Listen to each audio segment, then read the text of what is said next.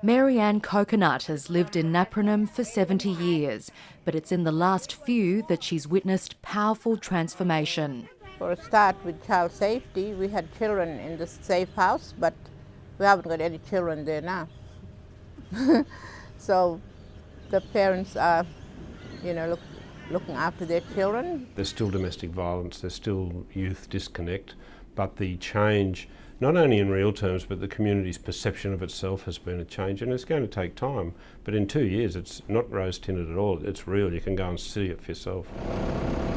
Despite being a short drive from the wealthy mining town of Weipa, Napranum was poor and overcrowded.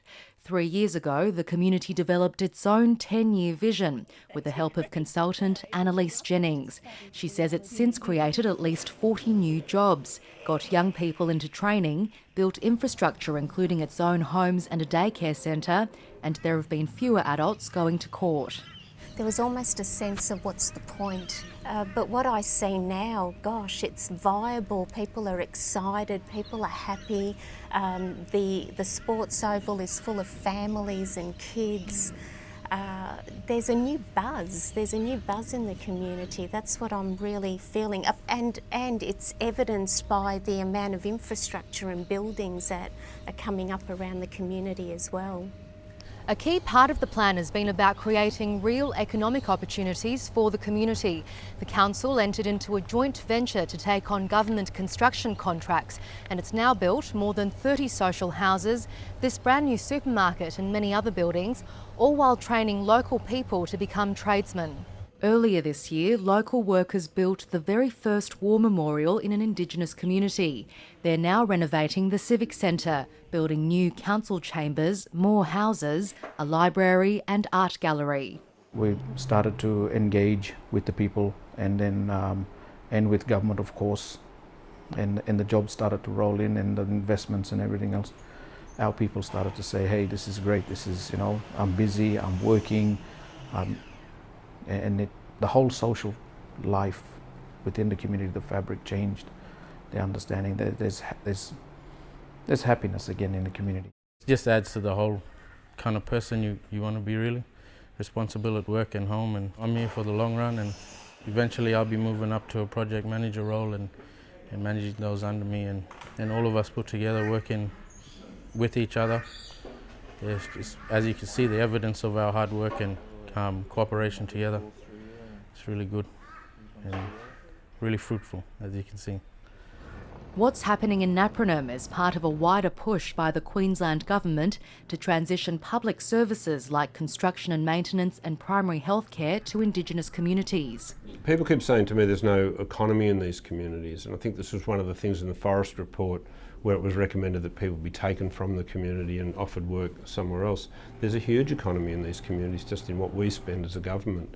So if we can transition those services over and the delivery of that infrastructure, for example, all the government buildings could be maintained by a local group of workers rather than flying people in and flying out. We were given an opportunity to show that can we build our own homes? Can we provide employment? Can we be transparent and accountable with government fundings? And we've done that. The Mayor says he's got bigger plans for Napranum. Why can't we have a resort here? Why can't we have a camper van park here?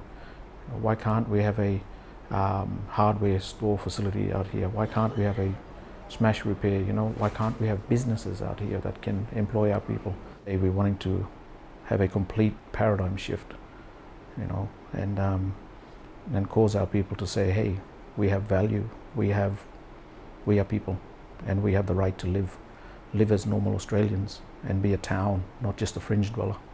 It comes as federal authorities consider tough measures such as cuts to welfare payments to break the cycle of poverty and disadvantage in many Indigenous communities. I think wherever I see P as in punishment, penalty or prohibition, I think we're just going the wrong way. And if Napranum's shown anything, it's that you have to work with the individual community for its plan. There's just no one solution to solve this problem that can be implemented right across the country. So I'd be just asking Tony Abbott and others to come up and sit down and talk to these, not just the mayors, but the TOs and the community leaders about where they want to go. It's their community, and we certainly don't have the answers. It's nice to see infrastructure, buildings and everything here, but the main thing is building your self-esteem within you. That's the mindset that changes everything. When you start to think differently, because what's the use having all the nice buildings and within yourself you haven't changed? And that's the big change when you see the change in the people themselves. There should be the same throughout Australia with the Indigenous people. It has to be their choice, and they have to be willing to accept whatever happening to see the change.